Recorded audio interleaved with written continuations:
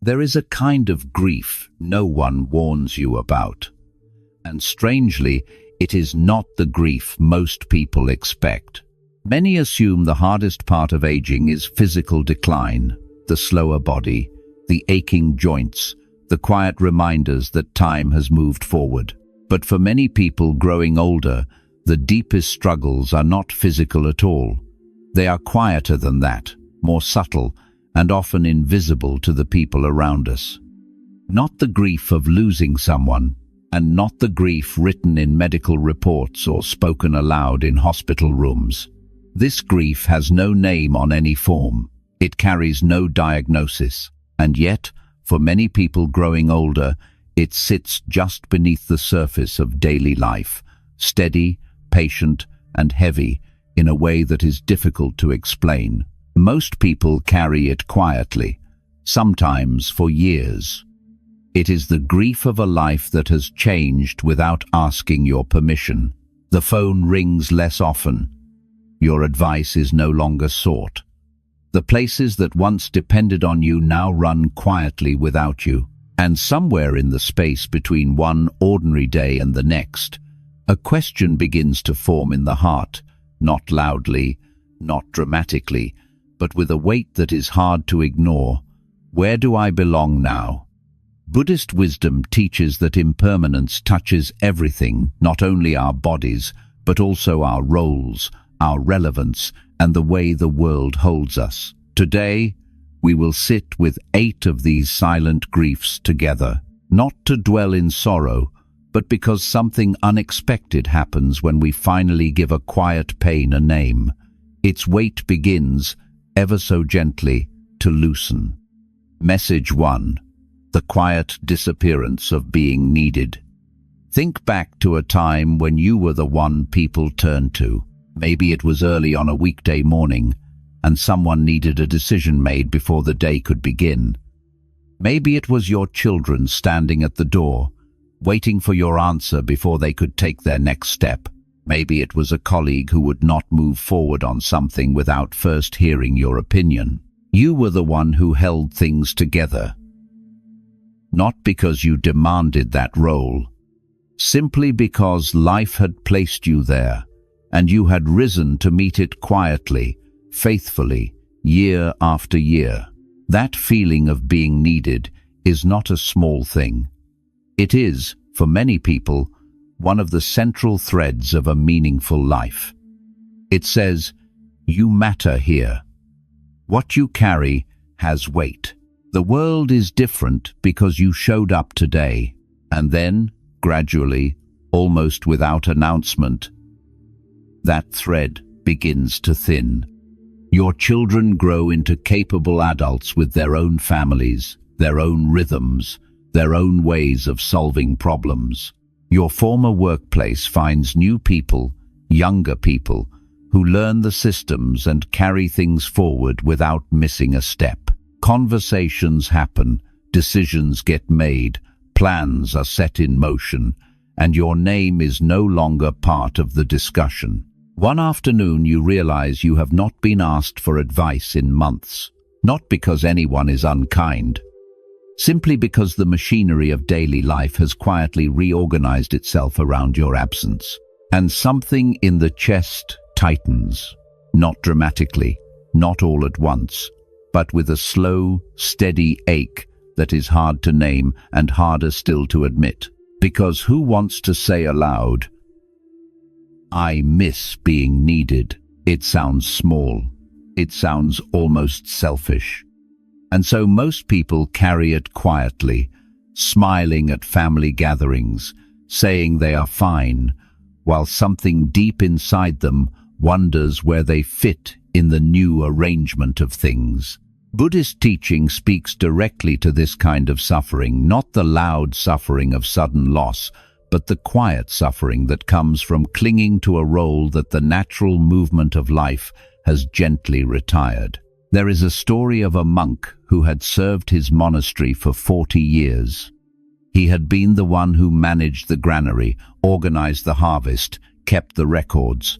When age made it difficult to continue, a younger monk took over. One evening, the elder sat alone in the courtyard, feeling a heaviness he could not place. His teacher found him there and sat beside him in silence for a long time. Finally, the teacher said, "You are grieving the granary. But you were never the granary.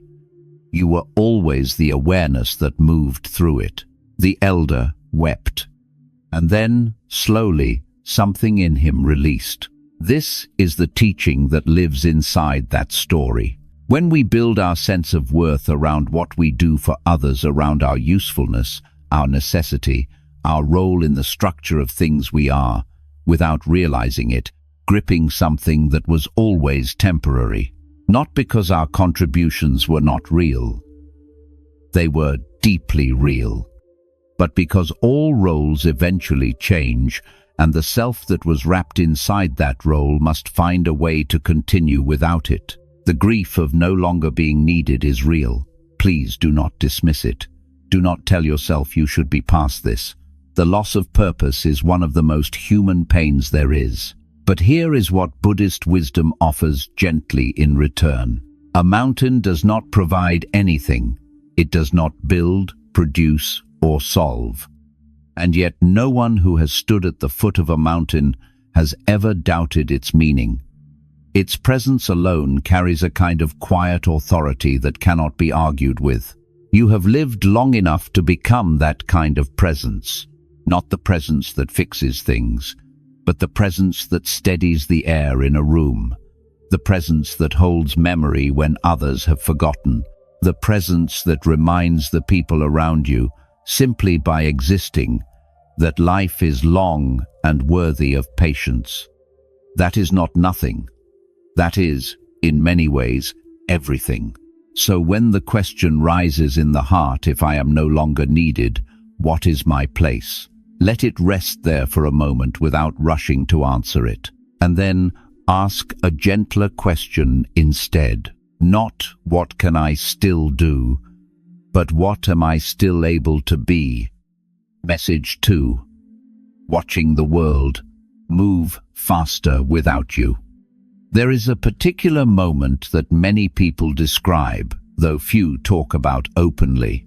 You are sitting with younger family members, perhaps at a dinner table, perhaps at a holiday gathering, and the conversation moves around you like a current you cannot quite step into. Names you do not recognize. References that mean nothing to you. A kind of shorthand that everyone else seems to share, effortlessly, naturally, as though it has always existed. And you smile. You nod. You reach for your glass. But inside, something quietly registers. I am no longer fluent in the language of this world. It is not a dramatic moment. There is no single event you can point to. It happens gradually. The way a tide goes out so slowly that you do not notice until you look down and realize the water has retreated much further than you thought. The devices change. The platforms change. The way people communicate, the way they consume information, the way they measure what matters, all of it shifts steadily, without asking whether you are keeping up. And at some point, the honest feeling arrives. The world has moved forward, and it did not wait. This is one of the quieter griefs of growing older. Quieter because it carries no obvious loss attached to it. No one has died. Nothing has been taken. And yet something is missing, the feeling of belonging to the current moment, of being woven naturally into the fabric of how life is lived right now. Many older adults begin to withdraw at this point, not out of stubbornness, out of something closer to exhaustion. There is only so many times a person can feel left behind before they stop trying to keep up, and so they retreat to what is familiar, to what still makes sense, to a smaller and safer version of daily life. Buddhism does not ask us to pretend this feeling is not real. It is real. The disorientation of watching a world you helped build now operate in ways you barely recognize, that is a genuine loss. A loss of belonging. A loss of relevance. And like all genuine losses, it deserves to be acknowledged honestly before it can be held with any kind of peace. But here is where Buddhist wisdom offers something that the modern world rarely considers. Speed is not the same as depth. There is an old teaching that speaks of two kinds of travelers. One moves quickly across the surface of a landscape, covering great distance, seeing many things. The other moves slowly, stopping often, pressing a hand to the soil, watching how the light falls at different hours. At the end of the journey, both have traveled the same road, but only one of them truly knows it. The world's acceleration is real, but acceleration has a cost that the young have not yet paid. It produces movement without memory, change without context, progress without the wisdom to know which things should not be changed at all. What age offers, and this is not consolation, this is an actual truth, is the ability to see beneath the surface of things, to recognize patterns, to remember what this kind of moment looked like the last time it arrived, to know with a certainty that no amount of speed can manufacture that certain things in human life remain constant regardless of what the technology looks like in any given decade.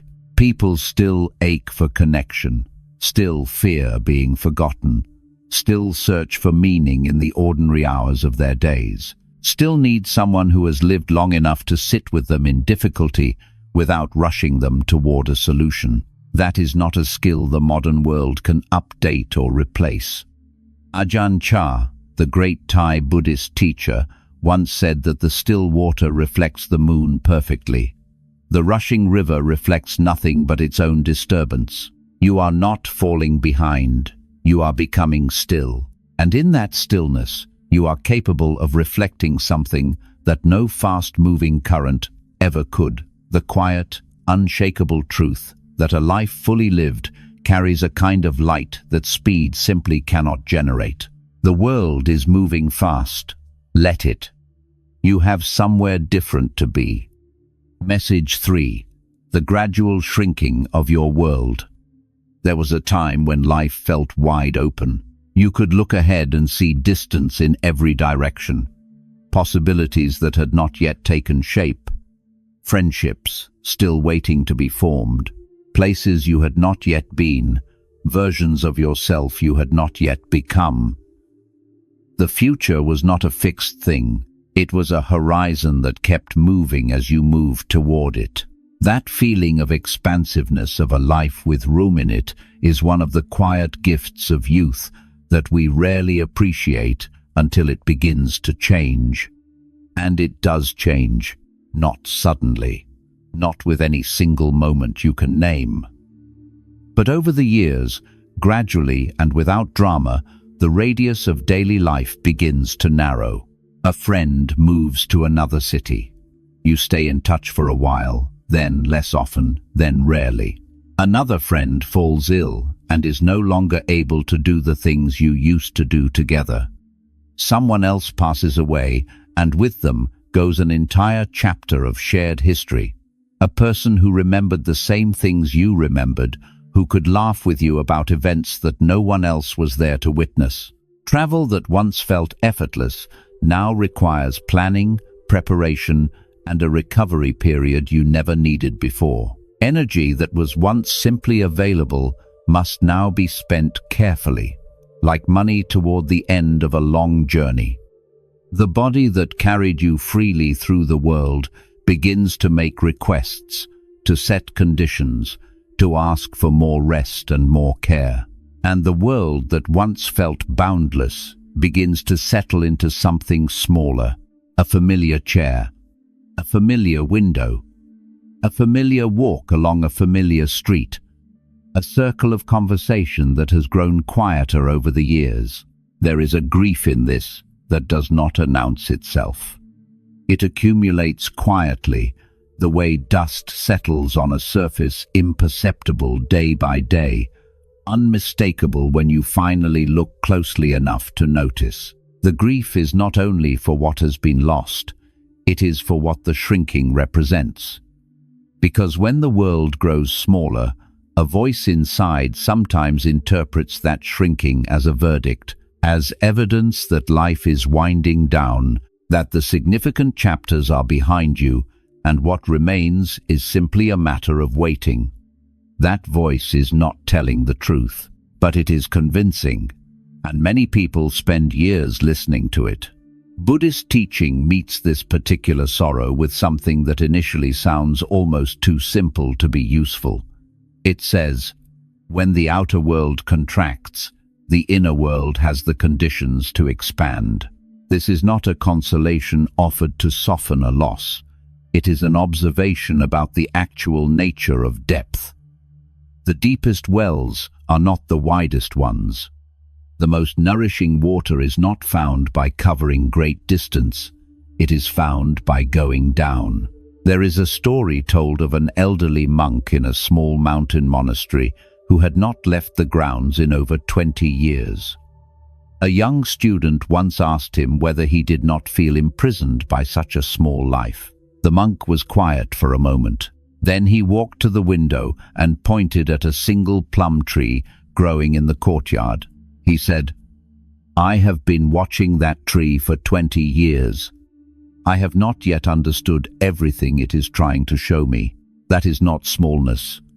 That is a different kind of attention entirely. When life's outer radius narrows, something becomes possible that the busy, expansive years rarely allowed. The capacity to notice, to sit with a single cup of tea and feel it fully, to watch the light move across a room in the afternoon and recognize that as something worth seeing. To be present to an ordinary moment without the constant pull of somewhere else to be, something else to do, someone else to become." Thich Nhat Hanh wrote that the present moment contains the whole universe. Most of us spend decades moving too quickly to test that claim. The smaller life offers you the chance to finally do so. This is not about pretending the losses are not real. The empty chairs at the table are real. The quieter phone is real. The friends who are no longer here are genuinely, irreplaceably gone. But inside that same quiet, if you are willing to sit with it long enough, something begins to stir that the crowded, hurrying years could never quite reach. Not emptiness, not decline, a different kind of fullness altogether. Message 4. The loneliness no one talks about. Here is something that almost never gets said out loud. You can be surrounded by people who love you, genuinely love you, and still feel profoundly, achingly alone. Not alone in the way that an empty house is empty. Not alone in the way that can be fixed by a phone call or a visit or a seat at a full dinner table. This is a different kind of alone, quieter, more interior, and in many ways harder to bear precisely because there is no obvious reason for it that anyone else would understand. Picture a family gathering. The room is warm, there is food, there is laughter, there are grandchildren moving through the space with the particular energy that only the very young carry. Everyone is present. Everything looks, from the outside, exactly as it should. And yet, the conversation moves in directions you cannot easily follow. References land that carry no meaning for you.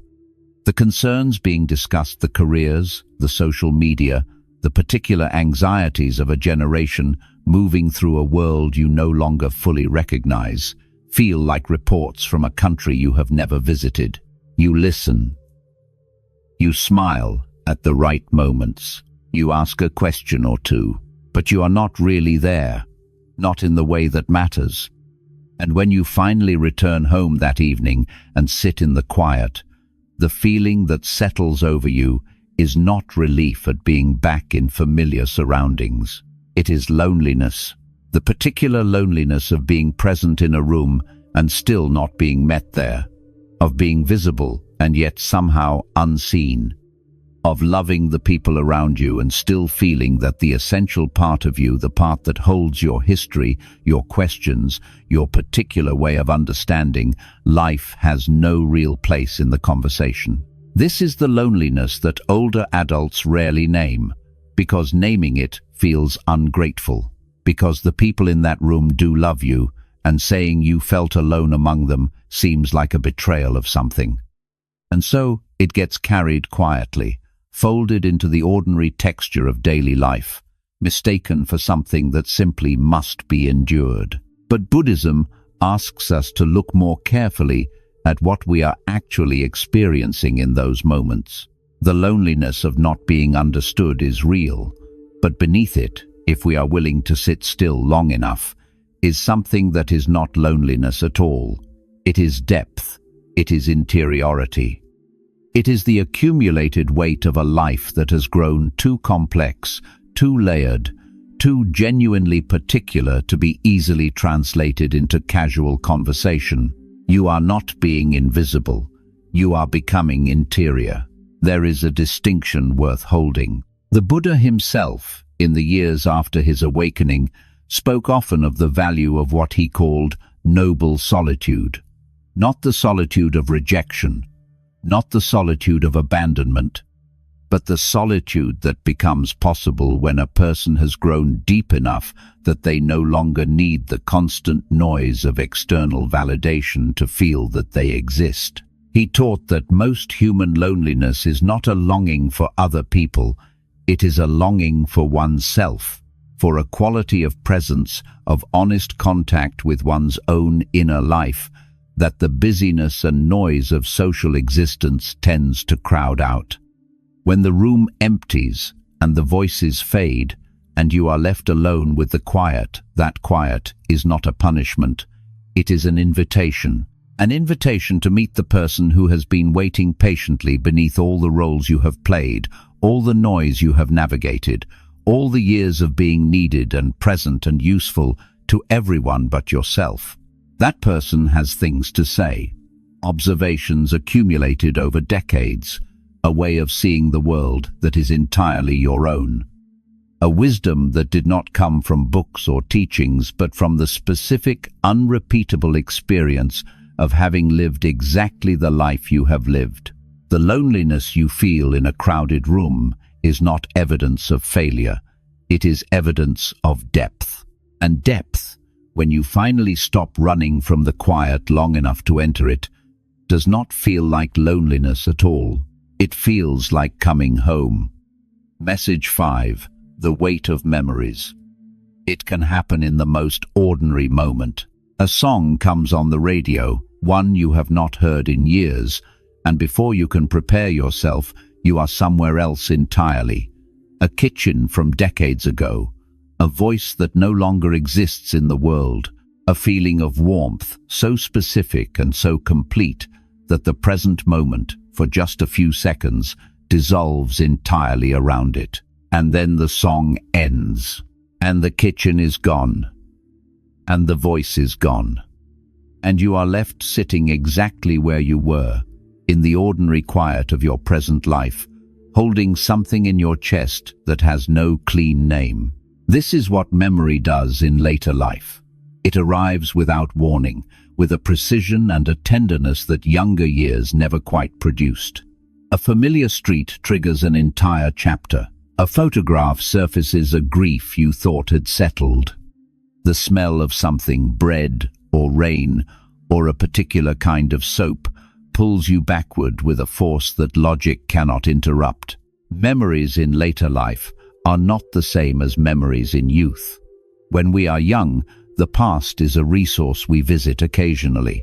When we are older, it becomes a country we carry with us everywhere, one that grows more populated with each passing year, more layered, more present in its own way than the present itself sometimes feels.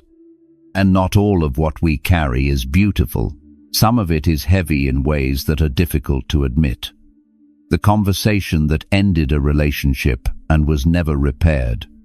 The words spoken in anger that could not be taken back.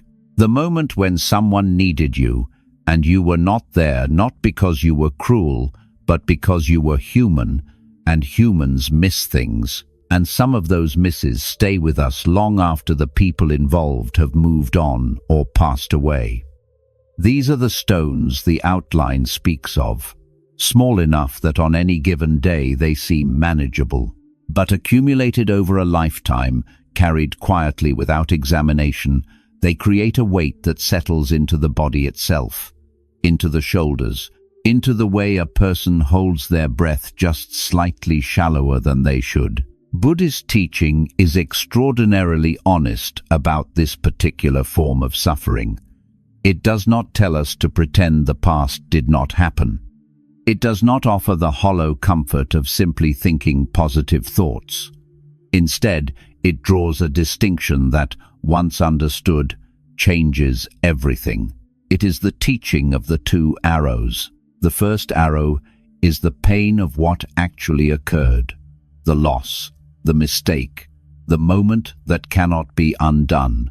That pain is real, and the Buddha never asked anyone to deny it. The second arrow is the one we shoot at ourselves, the replaying, the rehearsing, the returning again and again to a scene that is finished, asking it different questions, hoping this time it will give a different answer. The first arrow wounds.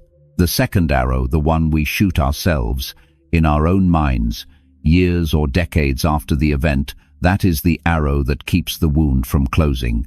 There is a story of a monk who came to his teacher carrying visible distress.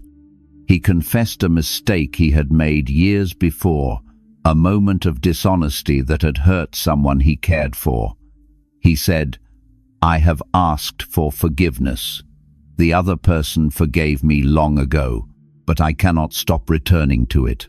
His teacher asked, "If a traveler sets down his bag at the end of a long journey and then picks it up again every morning and carries it through the house before setting it down again, is he resting or is he still traveling?" The monk understood immediately. This is the invitation that Buddhist wisdom extends to every person carrying the accumulated weight of a long life's memories. Not to forget, not to pretend, not to perform a piece that has not been genuinely felt, but to recognize the difference between the wisdom a memory carries and the suffering we add to it through repetition. The past happened. It shaped you. It gave you things that nothing else could have given: compassion earned through difficulty, patience built through loss, an understanding of human fragility that only comes from having witnessed it firsthand. That is the teaching the memory contains. The pain of replaying it without end, that part was never required. You have already learned what that moment had to teach. You are allowed, now, to set the bag down. Message 6. Becoming invisible. In a youth-focused world, pay attention the next time you are in a public space. Watch how the room organizes itself around energy and appearance. Watch where eyes travel. Notice who gets greeted first, whose opinion is solicited, whose presence causes a subtle shift in the atmosphere of a conversation. Notice who gets interrupted. Notice whose stories are allowed to finish and whose quietly trail off into a silence that no one moves to fill. If you are past a certain age, you already know what I am describing. Not because anyone has been deliberately cruel, but because modern culture has a direction it faces, and that direction is not toward you. The advertisements speak to the young. The media celebrates ambition, momentum, transformation, all the energies that belong to a life still building towards something. Beauty means youth. Relevance means currency. Achievement means what you are producing right now, today, in this particular season of the world's economy. And if you are no longer producing in those visible, measurable ways, if you have moved past the phase of climbing, acquiring, performing, then the culture's attention moves past you as well, not with hostility, simply with indifference. The particular indifference of a world that has decided, without quite saying so, that your chapter is largely decorative now. This feeling of fading, of becoming increasingly peripheral to the main conversation of life, is one of the most quietly devastating experiences of growing older, and it is almost never spoken about directly, because to name it feels like complaint. It feels like asking for something that cannot reasonably be demanded. Attention, recognition, the simple acknowledgement that you are still here, still thinking, still carrying something worth hearing. You walk into a room and the conversation does not adjust to include you. You offer a story from your own experience, and the response is polite but brief, a courtesy, before the exchange moves on to something more immediate. You sit at a table and feel, despite being physically present, that you have somehow already become historical. A photograph rather than a person. Something to be treated kindly rather than genuinely engaged. That is a real pain. A pain that deserves honest acknowledgement before anything else is said about it. But here is where Buddhist philosophy offers something unexpected. Something that initially sounds like it could be another polite consolation, but is actually, on closer examination, a genuine inversion of the problem. The Buddha taught extensively about what he called the burden of the seen self, the exhausting, lifelong project of managing how we appear to others, the energy spent constructing a version of ourselves that will be admired, validated, chosen, the constant monitoring of how we land in other people's perception, the relief when we are praised, the contraction when we are overlooked. Most people carry this burden from early childhood until very late in life without ever setting it down. They spend decades performing visibility, working to be noticed, appreciated, remembered, without ever asking whether the performance itself is what is exhausting them. Invisibility, when it arrives uninvited, feels like loss. And in one sense, it is. But in another sense, one that only becomes clear when you stop resisting it long enough to look, it is also a kind of liberation that most people never find. When the world stops watching, you stop performing. And when you stop performing, something extraordinarily quiet happens. You begin to see, clearly, directly, without the distorting lens of how this moment will reflect on you, without the constant interior commentary about whether you are coming across correctly, without the noise of self-presentation that fills so much of conscious life. Shunryu Suzuki Roshi once said that to be nobody in particular is a great freedom. He was not speaking of worthlessness. He was speaking of the relief that arrives when the tight fist of self-promotion finally opens. The elder who has stepped back from the need to be seen often becomes, paradoxically, the person in the room who sees most clearly, who notices what others are too busy performing to observe, who understands the conversation beneath the conversation, who can sit with someone in difficulty without needing the moment to reflect well on themselves. This is not consolation. This is not making the best of a difficult situation. This is a different kind of power, quieter than the kind the world celebrates, less visible by definition, but deeper, and in the end, far more rare. Message 7. The awareness that time is limited. There is a morning that arrives for many people not marked on any calendar, not announced by any particular event, when something in the quality of time itself feels different. You wake up and the day ahead feels both ordinary and strangely precious. You pour your coffee and notice, in a way you did not notice last year or the year before, the exact warmth of the cup in your hands. The light through the window seems to carry a specific quality, not brighter than before, but somehow more particular, more itself. And underneath this heightened noticing, quiet but unmistakable, is an awareness that has moved closer than it used to be. Time is not endless. When we are young, this is something we understand intellectually but cannot truly feel. The future stretches out with what seems like inexhaustible generosity. Decades wait ahead, open and unwritten. Mistakes can be corrected later. Conversations can be had next year. The things that matter most can always begin tomorrow, or after this current season of life has passed, or when circumstances finally arrange themselves into the right shape. There is always more time. That is the unexamined faith of youth. And then, gradually and without permission, that faith is revised. A contemporary passes away, and it is no longer abstract. A health event interrupts the ordinary rhythm of life, and the body, for the first time, reveals itself as genuinely finite. You do the simple arithmetic of years, and the numbers that result are no longer comfortable to look at directly. The horizon that once seemed infinitely far away has become unmistakably visible. And the question that follows is one of the most honest questions a human being can ask. How much time is left? This is not a morbid question. It is not a question born of despair. It is actually one of the most clarifying questions available to us if we can resist the urge to push it away and instead allow it to do what it is trying to do. Because that question, held honestly rather than flinched away from, has the remarkable effect of burning away what is not essential. Buddhism has always understood this.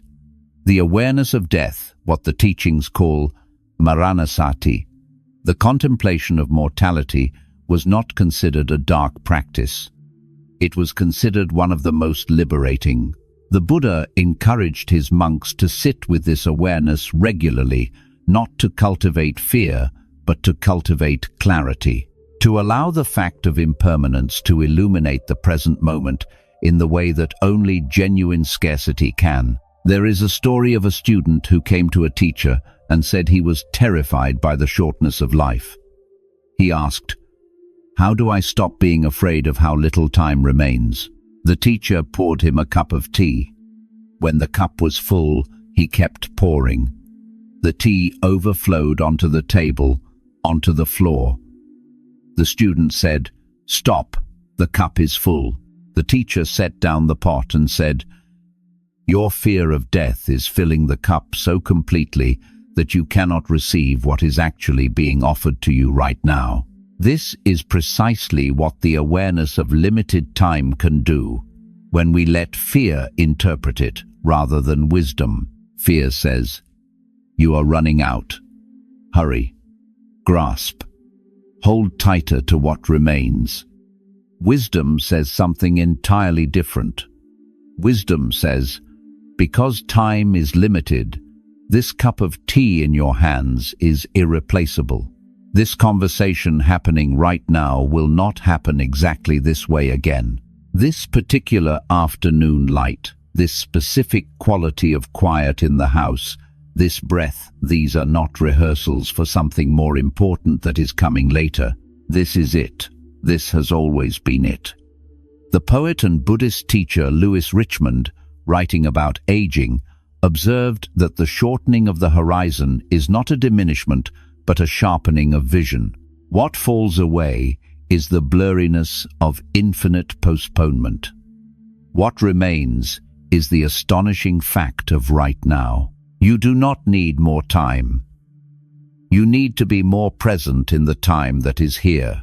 And paradoxically, the awareness that time is limited is the very thing that makes genuine presence possible.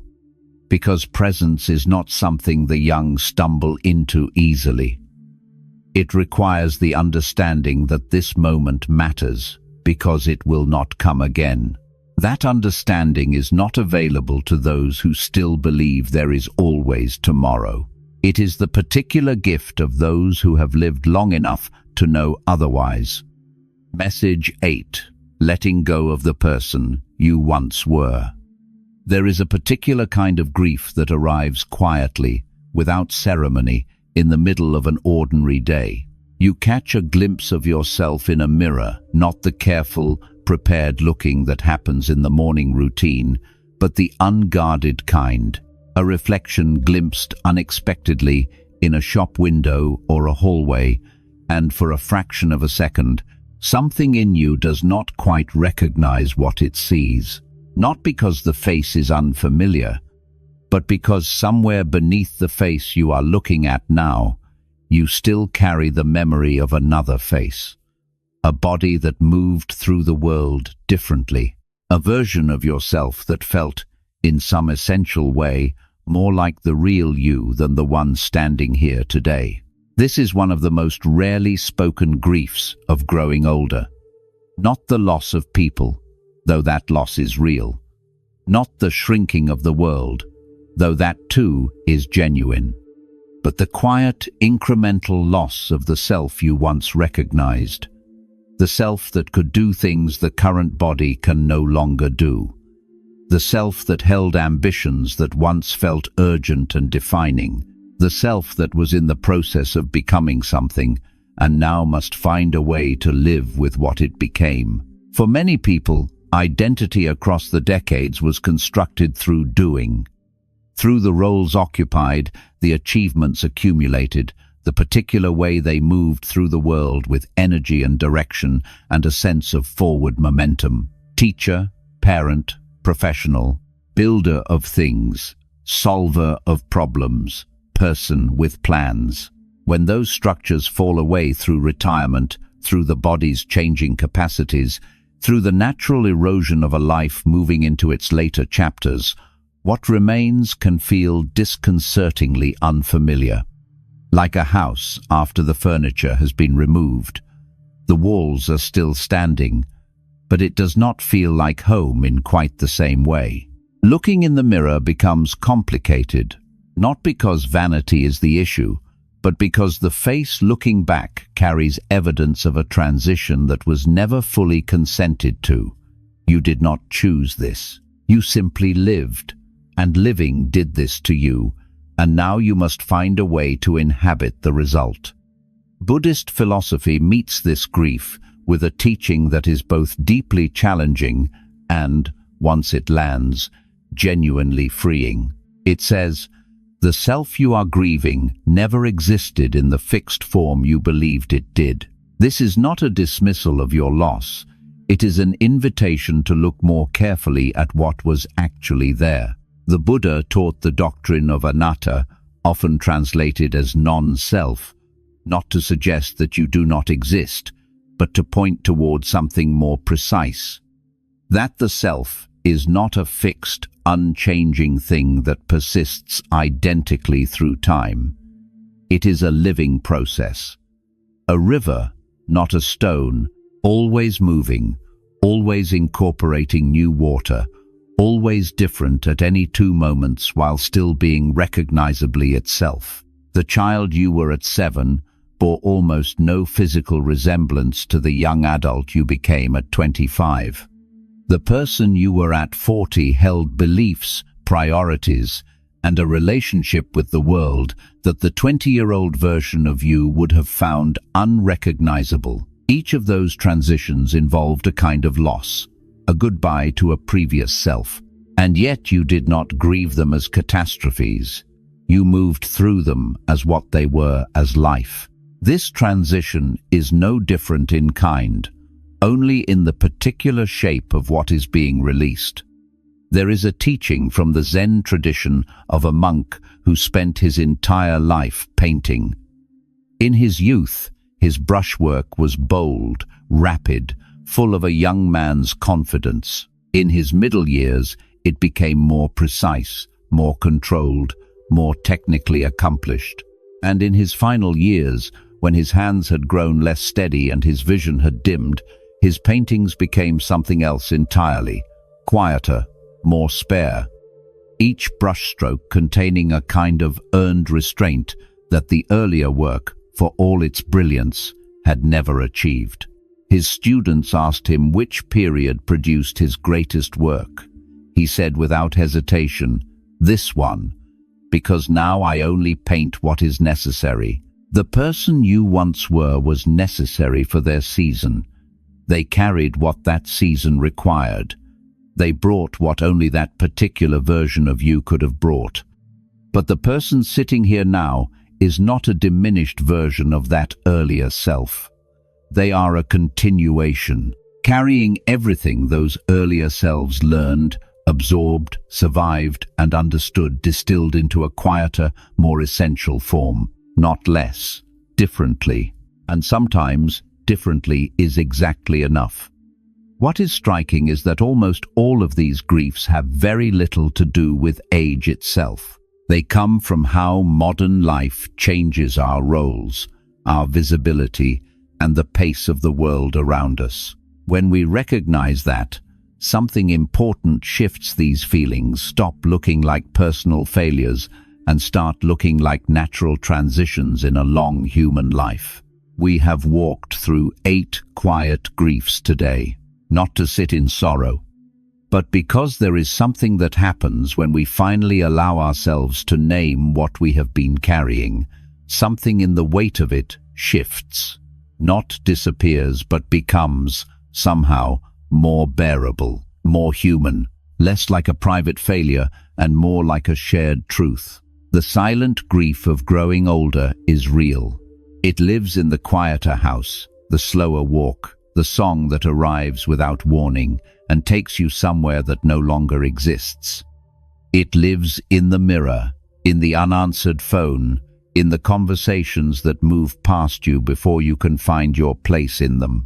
These griefs are not signs that life has become empty. They are signs that life has been lived deeply enough to change you. Buddhist wisdom does not ask you to rise above any of this. It asks something quieter and, in the end, far more difficult. It asks you to remain present with it, to let it be what it is without adding the second arrow of resistance, of shame, of the belief that you should somehow be beyond feeling any of this by now. You are not beyond it. You are in it. And being in it honestly is its own form of courage. Every stage of life carries its own kind of beauty. Youth brings movement and hunger. Age brings something that movement rarely allows the capacity to finally be still, to see clearly, to stop performing, and simply be present to what is.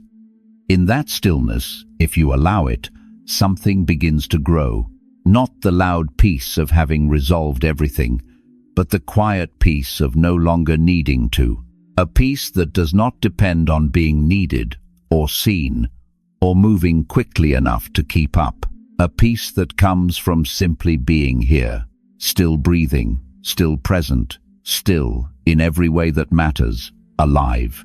That is not a small thing. That is everything.